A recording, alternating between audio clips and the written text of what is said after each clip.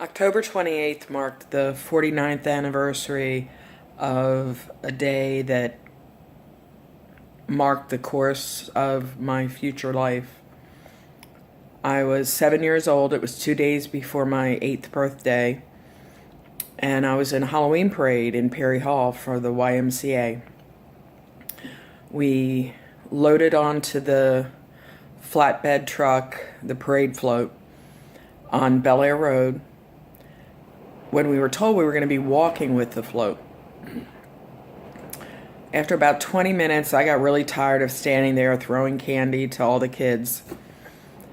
I was 102 pounds, so I was very heavy for a little 7-year-old. And as I went to sit down, I put my hands on the crossbar of the support for the frame of the truck and the crossbars that acted as a guardrail.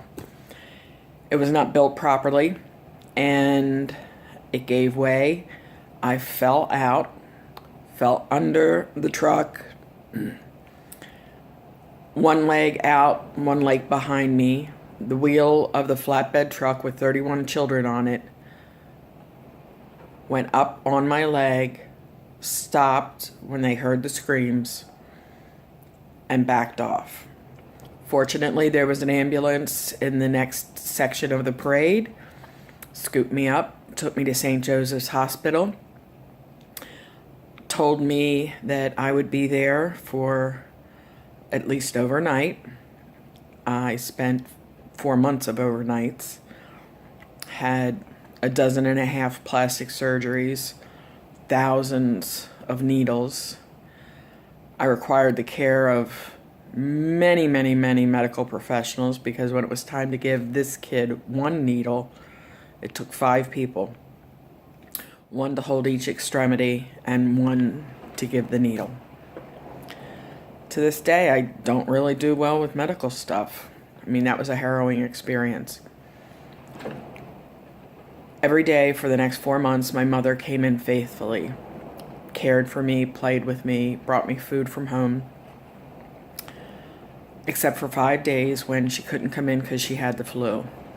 But in the winter, when the weather was bad, she would bring extra food for the nurses who couldn't get home. She was just there for me in every way. My father would come after working and being sure to stop off at the bar, and he would sit and proceed to fall asleep in a chair while I had to watch the news. When I would change it, because I wanted to watch the Flintstones, come on, I'm 8 years old now, he would wake up and say, "Hey, I'm watching that." And I'm like, "But you're sleeping." "Yeah, but I'm listening to it." So he came for the show, so he could say, "I was there with Kimberly every day." But I was alone when Dad was there. But you know who was my constant companion? Jesus. I became aware of Jesus at a very early age, because he is who got me through the darkest time. And that dark time of being alone, being scared out of my mind, surgery after surgery, needle after needle, it built great character in me. It built a strength that could not have come from an easy road in life. And it prepared me for way more difficult things to come. But through my reliance in him, on him, through him, every adverb you can think of, here I am, day before my 57th birthday, healthy, happy, joyful, thankful woman. The gift for my life, my bun, Raymond Philip Jones III, is a gift that, wow, nobody deserves a gift like that. But I'm thankful that God doesn't give us what we deserve. That's mercy. And the grace. Oh my gosh, what a gift. And then our 5 children, Bobby, Kimmy, Machuchi, Bowie and Dolly. Sorry, guys. And our 11 grandchildren. Zechariah is 12. Raymond Philip Jones V is 10. Colton Robert Jones is 8.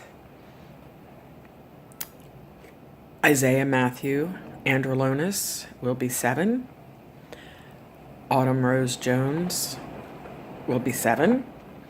Callie Marie Hofstetter will be 7. 2 daughters and a daughter-in-law pregnant all at the same time.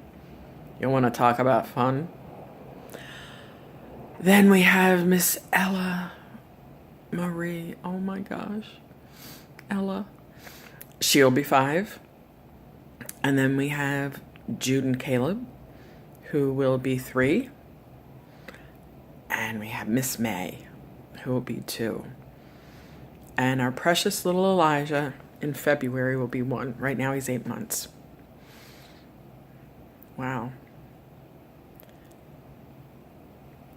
When I was alone in that room when I was 8 years old, I could never imagine the amazing, wonderful gifts that I would receive in the future.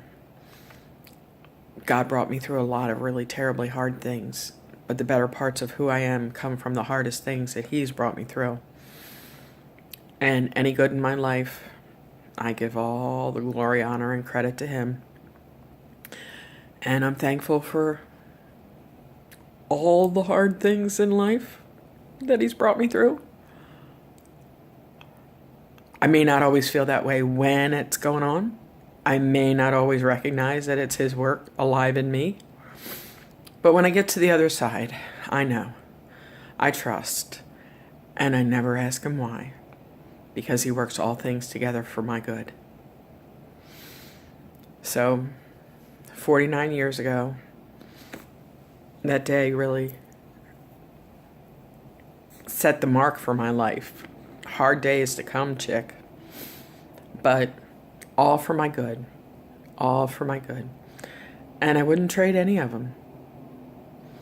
I am very blessed through the raindrops, through the tears, through the prosperity, through the hard times. But it's my family, my friends, my work family, my relationships, the people I'm meeting around the world that enrich my life, and I hope that I shine a little light into their lives, because I just want to share the love of God, because He has so richly blessed me, my family. So, hard things are going to come, but it's all how you choose to look at it. It's all how you choose to take it. Both my parents were alcoholics. Mom was a happy drunk. Dad was an angry drunk. I was Dad's punching bag. It was like his religion to spank, slap, knock my head up against the wall. Yeah, I made it easy for him because I was mouthy. But I wasn't going to let him win. I couldn't stop him from beating me on some days. I mean, yeah, some days I could have just shut up. But some days he was hell-bent to get his anger and frustration out, and I was that scapegoat. But what I could have victory over is that psychological win. My brother taught me, if you cry, he'll stop. So I said, oh, okay, thanks. Wow, great. I wouldn't cry anymore when he beat me. I just held it in and held it in and held it in till he got angry and frustrated. But you know what? I got beat a lot when I was a kid, but I would say a whole lot between 10 and 16. A whole lot. That's 6 years of my life. 16 to 57, 41 years. Yeah. I've had a much better life as a result of it, for the resilience and the toughness that it has built in me. Though, as you can see, there's a whole lot of tenderness with that toughness. But you know what? The people that we look around and see that look so tough, they're really just as tender inside. Something happened to make that shell. Try to look past it. And I be preaching to the choir right now. I need to do that in my own life. So I couldn't be more joy-filled, couldn't be more thankful, couldn't be more appreciative.